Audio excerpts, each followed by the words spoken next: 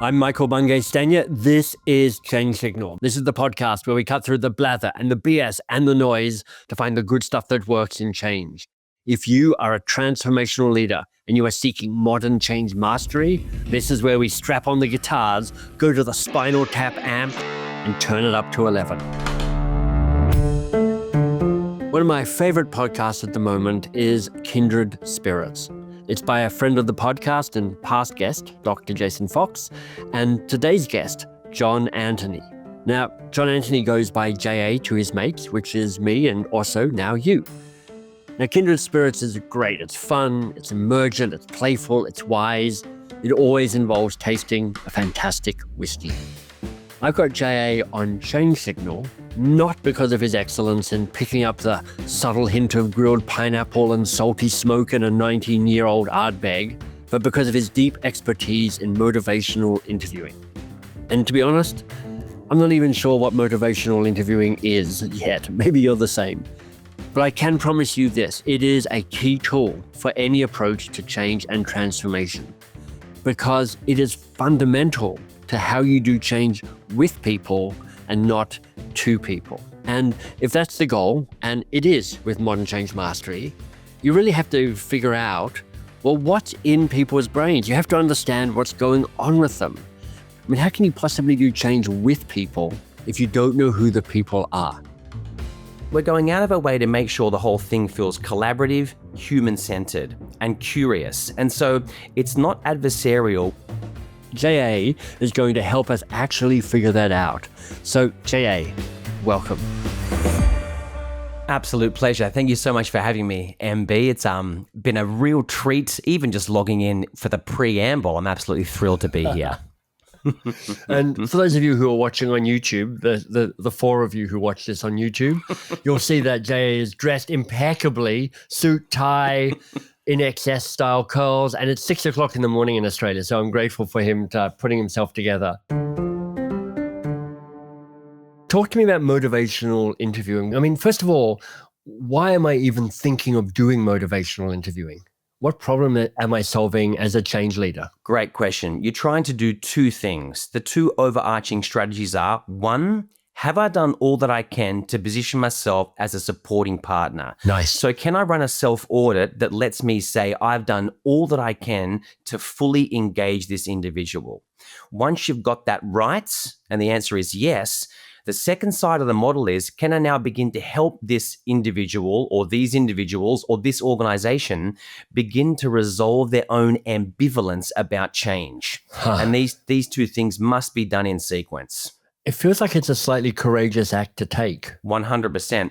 What I love about it is it's designed around the assumption that the person or the people you're supporting are ambivalent about change. So we need to make sure that we begin to set up a dynamic where they believe us to be there acting in their best interest. And I think this is where the magic starts, because you would know better than me, mate, that often when it comes to change, it feels like a thing that you are doing to someone. You're certainly not doing it with them. And so for that reason, it's very easy for people to tattoo the big capital V on their forehead. They're a victim of the change. It's a thing that's happening to them, and they're made to feel they have to sit and listen versus being fully heard and understood.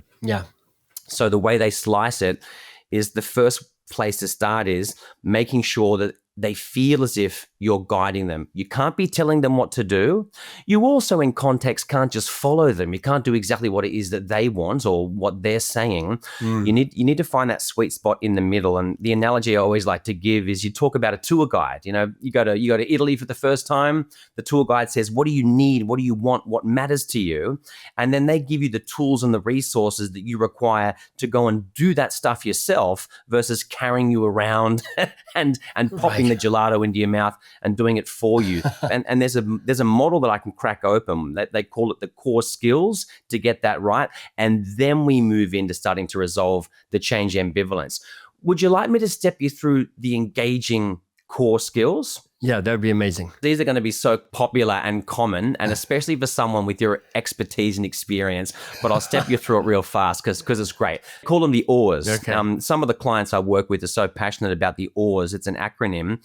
They stick physical oars up around the building to remind themselves.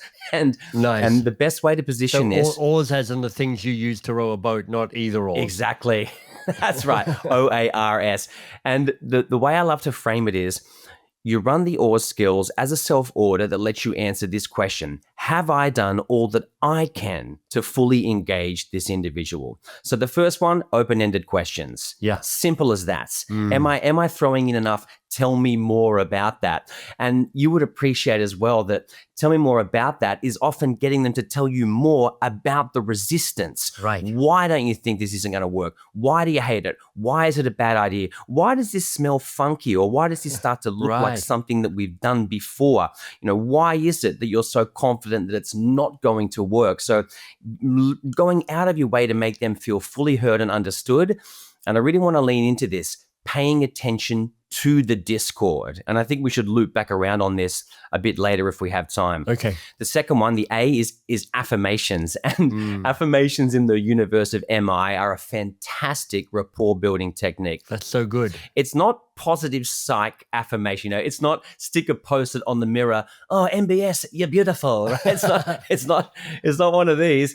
It's scanning the conversation for pieces of behavior that they've demonstrated that you can use to reflect back to them to help them see themselves in a more positive light. Nice. And you can see as a rapport building strategy, mate, it's gold. Right. If I say to you, hey, mate, earlier in the conversation, when you asked me to introduce MI and try to tie that in to context, not just for the individual, but for an organization, well, that was really useful because that question helped us to contextualize the model in a way that makes more sense to your listeners. So you can see the difference.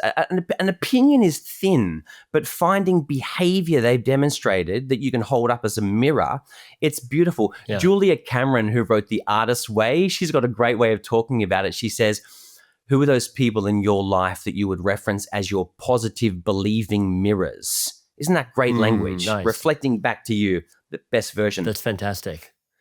Well, I'm just appreciating how you're breaking this down for us and just setting it up. So all within the context of this big, powerful question you gave us, which is, can I do a self-audit to say I've done all I can to engage that person? I put it all on the table. I've invited them as much as I can.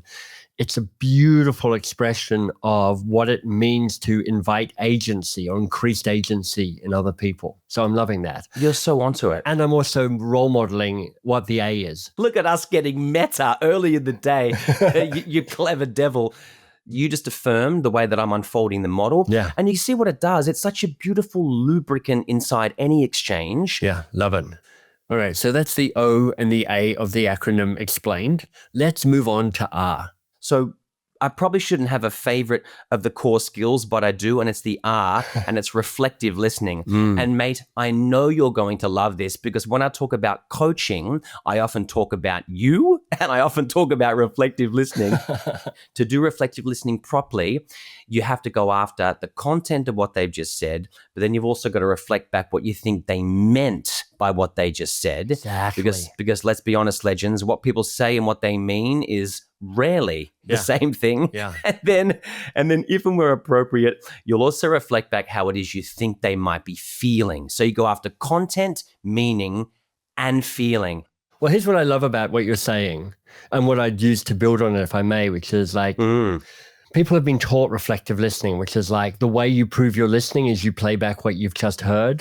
But there is a way that reflective listening, when it's done badly, becomes performative in its kind of a look how well I'm listening to you, as opposed to being on their side of the table going, let me affirm you and let me make sure I understand you and make sure you feel seen and feel heard. So I often coach people to spend less time on the reflect back on the content. Yes. And more to reflect back on the meaning and the impact. Yes. So somebody can give you a lot of information and you can say, wow, there's a lot there. That sounds like it was hard. You're so onto it. I don't need to list the 19 things that was hard. I just need to say I hear an emotional truth here. Well, can I give you my favorite thing? Yeah. Well, Michael, I want you to keep going, but I just want to reflect back a soundbite that you just used that couldn't have been more perfect. You said, it sounds like. And I'm sure you do this all the time. But when you say to someone, it sounds like, or what I'm hearing is, or the way that I'm interpreting this, or the story that I'm telling myself is, there's something very clever about this because it's in no way adversarial. I think this is a subtle and important point. It's actually quite easy for a conversation to become adversarial. Often not out-and-out conflict, but a little bit about me versus you. I'm trying to get a higher status than you. And part of what we're figuring out here is how to remove that sting. And what you're doing is you're guiding the conversation to a crossroads where only two things can happen. Either they say, yes, you got it, that's exactly what it is. Or, and just as powerful, they say to you, that's not what I'm saying. And now we're getting into clarification, which you know is way better than operating from a place of assumption. Exactly. Yeah. That's absolutely right. And, my phrase that I'd add to that is my best guesses. Oh. Like I'm going, my best guesses. And the way I think about it, JA, is I'm putting something I'm saying on the table and we're both looking at it. It's kind of like the jargon for this is third point facilitation, which is you're like, hey, look, my best guess is this. And it's either right or it's wrong. But whether it's right or whether it's wrong, neither of us lose face or really gain too much status from it being right. If they're like, yeah, that's not right, I'm like, yeah, it was my best guess. I'm not that good at it, but yeah. And so there's a way that you can carry on that conversation without there being much at risk at being right. Well, you're so onto it because let's be honest, we're not in the middle of a competition that's called who spoke gooder, are we? What you're trying to do is help them feel heard and understood. And so when you say something like my best guess is, you're allowed to get it wrong, or often what you're doing is you're helping them to sharpen focus. I remember I was having a similar conversation and a really clever lady said to me, oh, I get it, JA. When you do reflective listening, you're giving them an invitation to think. I mean, isn't that clever? This is the nucleus of coaching, isn't it? You're giving them an invitation to crack open that labyrinth up in the noodle of their mind and let it unfold in a way where it starts to, often in the process of it leaving their lips, it begins to make sense to themselves, for themselves, and you there reflecting it back is part of what's creating the clarity. I think one of the deep skills of listening is being able to notice the vibe and the dynamic of the two people involved. I mean, it's almost like you're outside yourself and you're looking down on you and the other person nattering away. So what are you looking for in that moment and from that perspective? You hit it on the head as part of the intro. It's just a self-audit because often, these are some of my favorite questions. I got these from Milner and Rolnick, who wrote the model. Right. You're in the middle of a conversation and you're thinking, I need to run a self-audit right now to work out how engaged this person is. These are my three favorite questions. One, how comfortable is this other person talking to me? Now, if you can't answer that, you can always answer the second question, how comfortable am I talking to this person? And the third one's my favorite, the most flowery of them all. You ask yourself, am I dancing or wrestling with this person, right? And so if there's wrestling or one or both isn't comfortable, it simply means there's more work to be done on the engaging step. Yeah. And here we are, legend, right back at the top. If you don't get this right, then everything else that you're trying to do to help them resolve change ambivalence is a complete waste of time. I love that. And I'm just going to walk away and come back because I want to show you something because it sparked something in me. Great. One of my favorite pieces of art, and I keep it right by my desk, is this. And it's kind of solder on a tin plate. And what I love about it is the title of this is Wrestle. But I look at this and I go, are they dancing or are they wrestling? Because it could be both. That's it. I love that image. And what's so great about that image is you've moved it to a place where I'm considering for the first time, quite often what you're doing as a skilled practitioner is take what feels like a wrestle and turn it into a dance. They say a skilled practitioner is as clever as a ballroom waltz, right? So there's music playing, let that be the context or whatever the change initiative is or the new process. Yeah. And of course, you're moving together, but someone's guiding the dance, but you're doing it without stepping on their toes. So I think that image that you showed there is perfect. Now, no doubt you're loving this wisdom from JA because honestly, part of what he brings is his energy and the lightness of touch and the humor. So you can check him out at transcend.com.au, transcend, transcend.com.au. Transcend is JA's company name, and you'll find him on LinkedIn if you type in John Anthony Transcend. His name will pop up. And on Instagram, he is at ja.transcend. If I'm in a conversation and it feels more like a wrestle than a dance, yes, how do I shift that energy? I think the very first thing I always do is I say, am I asking more open-ended questions than closed? And you see it all the time, don't you? Quite often because you've got your own agenda, because you're trying to make something happen, you're trying to move, you're trying to complete, you're being task-driven or execution-focused. You realize I'm just firing a bunch of garbage at them that's pushing them down a solution path of my own design. So that, our mutual friend Todd Cashton, I remember him talking years ago about the idea of using curiosity as an engine for growth, which I just think is a fantastic turn of phrase. So that's the first thing I'll say. Am I asking enough open-ended questions? And it goes back to where I started for you. Quite often, when people seem against it, or there's lots of sort of tension or banter that feels negative, I think a mistake that people make who are trying to help with change is they step around it, don't they? They say, ooh, what's coming out of this person doesn't really feel like the ripple spreading in the direction that I had in mind.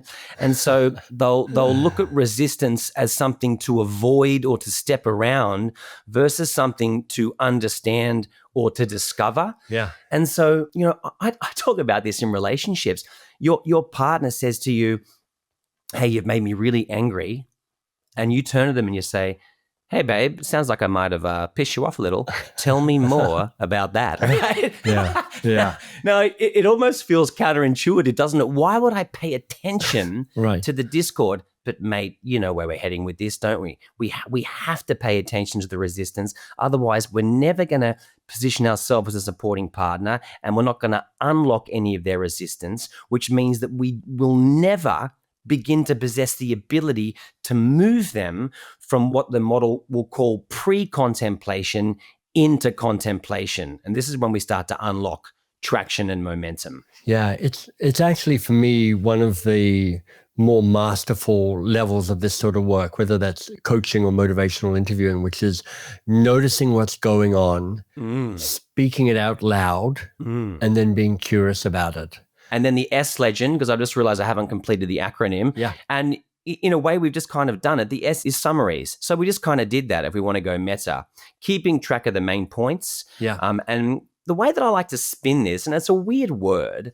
but summaries I often think about as homework. Right. And particularly homework that you might have evoked out of them. So here's what I heard you say that you're going to go and do behind all of this. Yeah. And here's a bunch of things that I'm going to commit to behind this conversation, just so that we step away singing from the same song sheets. So to get meta for a moment, here's a quick summary. The OARS acronym for powerful motivational listening. O is for open-ended questions. A is for affirmations. R is for reflective listening. And S for summaries, a little bit like I'm doing right now. This is a really powerful foundational teaching you've given us, JA, around these conversations. How do I figure out who to talk to? And how do I even invite them into the conversation in the first place? See, this is a great question because I think often in the context that you play in, the people who could add the most value are the ones who are the most disgruntled, aren't they? I mean, tell me if I'm off base, legend, but often, and this is just my experience, you've got these legacy, vintage operators with heaps of experience who've been around the block several times, and they can sense patterns, and they've seen things that work in the past, and they know things that don't. And, often I feel as if these people are stepped around because they have enough experience to allow to demonstrate a level of confidence that sees them saying, I don't think this is going to work. And then you got change practitioners going, oh, well, there's Barry being difficult. And so for whatever reason, that person gets ignored and we start paying attention to what often gets branded as the shiny new people. Well, mate, they're an easy win, aren't they? I mean, people who are on board from inception, I think they can help you with the execution, but I don't know if they're the ones who can help you to be a bit more sort of prevention focused. I mean, this might be a fun conversation, that difference between people who are prevention focused and promotion focused. The research is pretty strong there. If you're saying to people, do all this cool change stuff and it's going to be awesome, right? That doesn't really... It doesn't really hit, does it? Or you might argue it doesn't come with the same motivational thunder as you saying, hey guys, what do you reckon is the risk or the cost of us not doing this? Right. If we stay lazy or if we spin our wheels, what might happen? We know from experience, and there's plenty of research in neuroscience, that's what creates interest and cut through and traction and momentum and is more likely to drive behavior change. I love this. If I was sitting down to a skeptic, I'd go, what needs to be true this time for this to be a change process, a change experience that you'd be up for? Fantastic. What needs to be true? Tell me more about that. So tell me more about what needs to be true. Well, the power I have in that question is, it doesn't say, are you up for this change, yes or no? Yes. Which is asking them, are you up for this, and can we get you into the future? It takes them into the future and says, let's imagine that you were really up for this. Yes. What needed to be true for that to happen? And you're now working back from the future rather than trying to push into the future from the present. But if we think about it, it's a very clever way of saying what's bullshit. Right. Because if you say what needs to be true, then what you're doing is you're giving them the green light to point to all of the garbage. You're saying to them, Exactly. I want you to point out the Wizard of Oz illusion, and now we need to pay attention to the man behind the curtain. And I think that makes it such a clever question, because you're giving them the green light to call BS is what you're doing with a question like that. And I sort of floated it earlier, and I think this is the biggest challenge when you start looking closely at people who are really stuck, is trying to move them from pre-contemplation into contemplation. So when they're at pre-contemplation, they're not even thinking about change. It's not even there. So Right. to be honest, if you're at pre-contemplation, even the word change on its own is offensive. Why are you saying this? And you see this all the time. People who say, leave it alone, it's fine. If it ain't broke, don't fix it. Nothing's wrong. The good old days, and you see that every day. That chasm between pre-contemplation and contemplation, I think that's the biggest one to cross. You're trying to take cynics and make them skeptics, because that's enormous. That's a huge chasm to cross. Right. Because once you can make a cynic a skeptic, well, now at least you can move the conversation to a place where the skeptic says to you, hey, I'm thinking about it. Taking a cynic and making them a skeptic is dancing someone from pre-contemplation into contemplation, and now we have a chance at momentum. What shifts as you allow people to kind of sink into contemplation and become more aware of what's going on? What shifts here is we start to get really intrinsic to start to work out, well, now what needs to happen. So from here we start saying, have I fully uncovered their reasons for and against the change? Yeah. So that anything we do that sees us trying to edge this thing forward lets the goal for them feel self-concordance. And you know this, Legend. They must believe themselves to be acting in their own best interest, because if they don't, why should they do it? And so when we get here, the two best axes to explore with them is, hey, how important is it to you or to us that we make this change, and get them to articulate that and reflect that back to their satisfaction. And then the big one, mate, and I know you're going to feel this one, how confident are they? Oh, I love that. How confident are they in either our ability as a system, or their ability to actually execute on this? And I'll be honest, mate, in my experience, that's where most of the work is required. You can usually get a bit of buy-in around whether it's important, but the confidence piece, mate, what do you make of that? God, that's great. Well, that's so interesting, because partly where I would go is if I've asked that question and I've got a sense of how confident they are, I might then go, so what needs to be true for that degree of confidence to increase by 15%? What would we need to do differently? Can I tell you why I love that? Because one of the things that often comes through here is the idea of trying to introduce scaling questions. So did you see how your instincts just brought in numbers? Like you just brought that 15% thing in? Yeah. I just think that's so clever. The way I often spin this is I'll say to people, have you ever been in hospital and been in pain? Raise your hand. And most hands go up. and then I'll say to them, when you're in pain and the nurse walks up to you and asks you to describe your pain, how do they do it? And it's always the same, isn't it, mates? 1 to 10. 1 to 10. Yeah. 10 blinding agony, 1 sweet. When you get scaling questions in like this, and so you've done percentages, it doesn't really matter. You start bringing in numbers. Yeah. It takes something that often feels a bit sort of ambiguous and fluffy. And what you're doing is you're putting a lens on it, aren't you? Like you've now given a metric. You've said 15%, which means that whatever you now evoke out of them, you've just danced the conversation to a place where you might have evoked out of them a solution of their own design. They're going to tell you, here's what needs to happen. And then because you're clever, you're going to reflect that back to them. And then they hear themselves out loud. You're using their language with them. Right. And now it's starting to move. O is for open-ended questions. So what was most helpful or most useful for you in this conversation? You can email me directly at podcast@thechangesignal.com and let me know. A is for affirmations. That would be really helpful. And you're already incredibly wonderful for cheering on the podcast, supporting me, mentioning it to other people. Thank you. R is for reflective listening. I read all of your emails with suggestions for guests and feedback and encouragement, all really helpful, all really appreciated. And S is for summary. Thanks for doing the work. I'm glad you're here.